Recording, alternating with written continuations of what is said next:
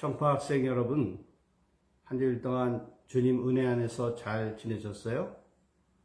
이제 가을도 깊어가고 다음 달 11월에는 수능이 있어요. 우리 경환이, 찬빈이, 주연이 자 이제 며칠 안 남았으니까 더욱더 힘을 내서 마무리를 잘하기를 바라겠어요. 선생님들과 후배들도 여러분들을 위해 기도하고 있으니까 여러분 끝까지 화이팅! 화이팅 합시다. 자, 오늘은 우리의 눈을 멀게 하는 것들이라는 제목을 가지고 하나님의 말씀을 생각해 보겠어요. 앞을 못 보는 것만큼 답답한 일이 세상에 또 어디 있겠어요. 우리의 몸 한 부분이라도 불편함이나 고통이 생긴다면 그것이 아무리 작은 일이라 할지라도 괴롭고 견디기 힘든 것은 사실입니다. 그러나 앞을 보지 못하는 것보다 더 답답하고 고통스러운 일은 없을 것입니다. 하나님은 우리에게 눈을 한 개만 주신 것이 아니라 두 개를 주셨습니다. 여러 가지 이유가 있겠지만 세상을 한쪽 눈으로만 편협하게 보지 말고 양쪽 눈을 다 사용하여 균형 있게 보라고 두 개를 주신 것 같습니다. 우리가 두 눈을 부릅뜨고 세상을 보면 온 세상이 다 보이는 것 같지만 사실 그렇지가 않습니다. 우리의 뇌가 인지하지 못하면 보지도 못하고 느끼지도 못합니다. 어떤 때는 안경을 책상 위에 놓고 찾으러 다닙니다. 그리고 책상 위에 있는 것을 나중에 발견하고 깜짝 놀랍니다. 나이가 들다 보면 이런 일이 어디 한두 번이겠습니까? 그런데도 사람들은 눈으로 확인하지 않으면 믿지를 못합니다. 요즘 우리나라는 내년 대통령 선거로 인해서 가짜 뉴스가 판치고 상대방 흠집내기, 죽이기에 혈안이 되어 있습니다. 국민들은 이런 사람을 대통령으로 뽑는다는 것이 정말 큰 고민이 아닐 수가 없습니다. 그렇다면 우리는 후보들의 무엇을 보고 선택을 해야 할까요? 그들의 말을 저는 믿을 수가 없기 때문에 후보들의 눈을 보고 뽑아야 한다고 그래도 그것이 진실에 가까운 후보 선택이 아닌가 하는 생각을 합니다. 흔히 눈은 마음의 창이라고 합니다. 우리의 마음은 눈에 비치게 되어 있습니다. 하나님이 그렇게 만들어 놓으셨습니다. 그래서 저는 그 사람들이 토론을 할 때 현란한 말보다는 눈을 보고 뽑을까 생각하고 있습니다. 첫째, 보이는데도 보이지 않는 척 하는 사람들. 미국 모 대학 총장이 겪었던 간단한 에피소드를 소개할까 합니다. 그가 사는 지방의 도시 번화가에 빈 공터가 하나 있었는데 그런데 그곳에 언제나 까만 선글라스를 끼고 손에 작은 컵을 하나 들고 구걸하는 시각장애인이 한 명 있었습니다. 하루는 총장이 그곳을 지나가다가 25센트 동전 하나를 꺼내서 컵 속에 넣어 주었습니다. 그리고 나서 몇 발자국 지나왔는데 뭔가 이상한 낌새가 있어서 자기도 모르게 뒤를 돌아봤다고 합니다. 그랬더니 그 구걸하던 사람이 검은 안경을 위로 쳐들고 컵에서 그 동전을 꺼내서 얼마짜리인가 들여다보고 있더랍니다. 그 모습이 하도 이상해서 걸음을 멈추고 되돌아와서 물었습니다. 여보세요. 당신은 앞을 못 보는 사람인데 어떻게 돈을 들여다보고 있어? 그러자 그가 대답하였습니다. 아, 죄송합니다. 저는 사실 시각장애인이 아니에요. 아니, 그런데 왜 못 보는 체 하면서 국어를 하고 있는 거예요?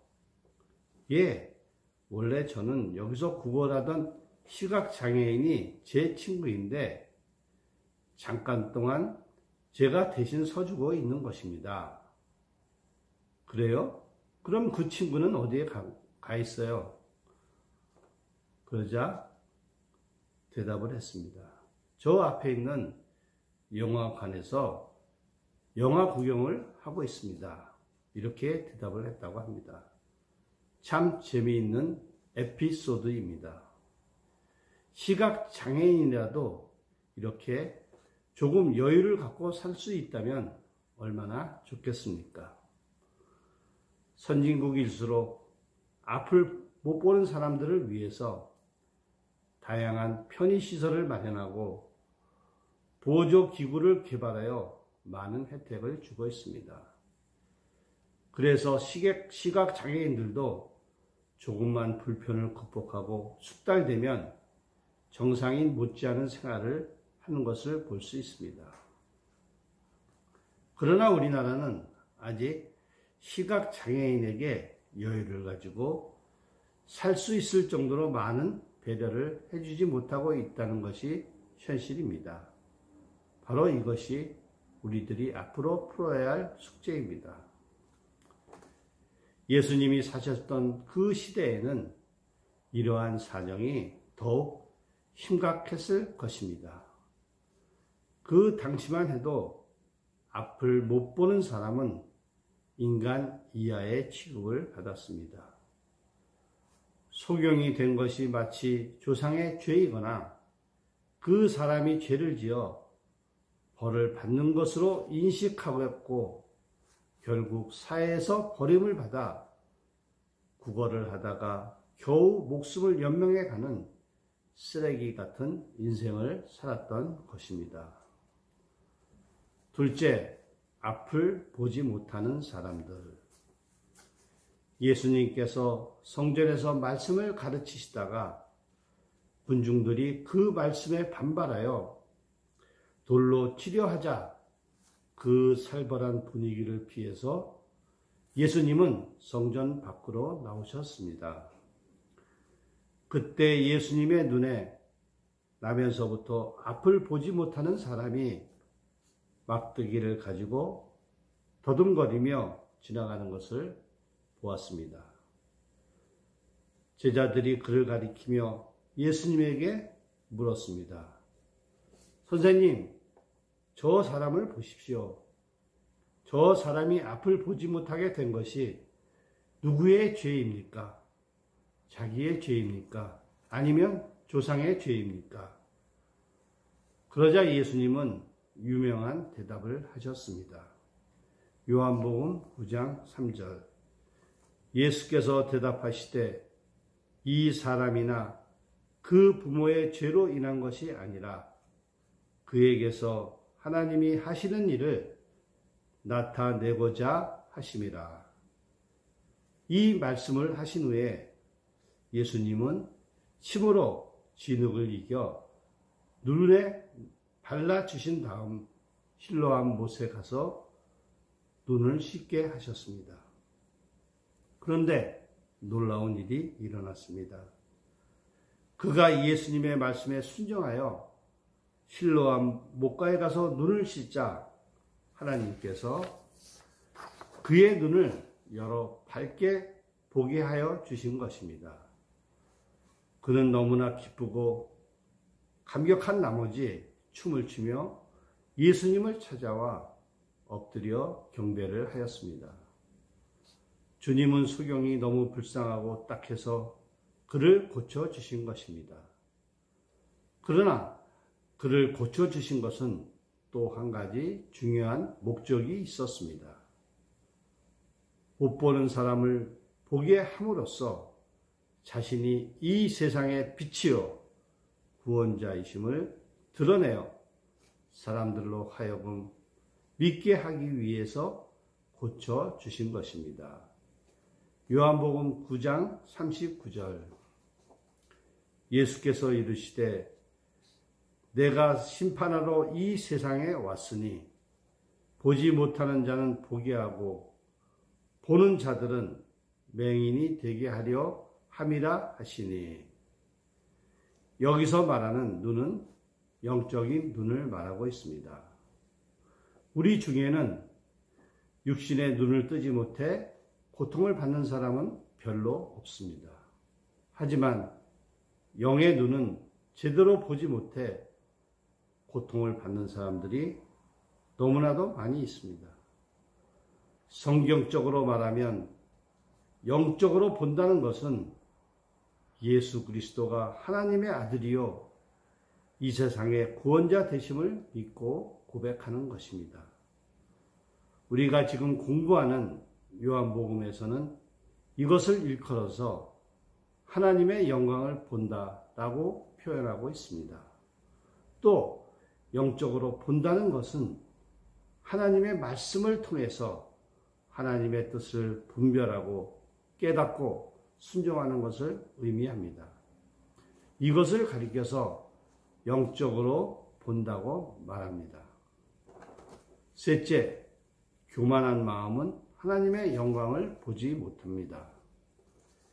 이 세상에는 육신의 눈은 뜨고 있으나 영적인 눈을 뜨지 못하고 한평생 어둠 속에서 살다가 결국 구원을 받지 못하고 심판받는 사람들이 너무나 많이 있습니다.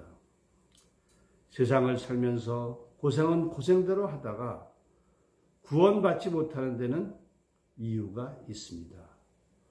로마서 11장 8절 기록된 바 하나님이 오늘까지 그들에게 혼미한 심령과 보지 못할 눈과 듣지 못할 귀를 주셨다 함과 같으니라. 교만한 마음을 갖고 있는 사람들은 평생토록 하나님의 영광을 보지도 듣지도 못하게 하셨다는 것입니다. 그런 사람들은 복음을 들어도 하나님이 어디 있냐? 있으면 보여달라고 합니다. 하나님의 영광은 사람들이 보고 싶다고 해서 보는 그런 것이 아닙니다. 시각장애인이 자기가 보고 싶다고 해서 볼 수 없는 것과 마찬가지입니다. 영적 눈 역시 마찬가지입니다. 영적인 눈이 열리면 하나님 말씀 앞에서 엎드려 순종을 해야 합니다. 그래야 하나님이 그 눈을 열어주십니다. 제2차 세계대전 때 독일에서 있었던 일입니다. 어떤 부인이 해산이 임박해서 산부인과에 입원해 있었는데 분만 대기실에 예수님 사진이 하나 걸려 있었습니다. 그 부인은 간호사를 급히 불러서 이렇게 말했다고 합니다. 이봐요, 간호사. 벽에 걸려있는 저 사진이 정말로 보기 싫으니 안 보이는 대로 치워주세요. 그러자 간호사가 대답을 하였습니다. 죄송합니다. 이것은 제 권한으로 할 수 없는 일입니다. 병원에서 결정해서 걸어놓은 것이니 어쩔 수가 없습니다. 그러면 당신 윗사람을 한번 데리고 와봐요. 그래서 수 간호사를 데리고 왔습니다. 하지만 수 간호사 역시 마찬가지 대답을 하였습니다. 그러자 그 부인은 그래요?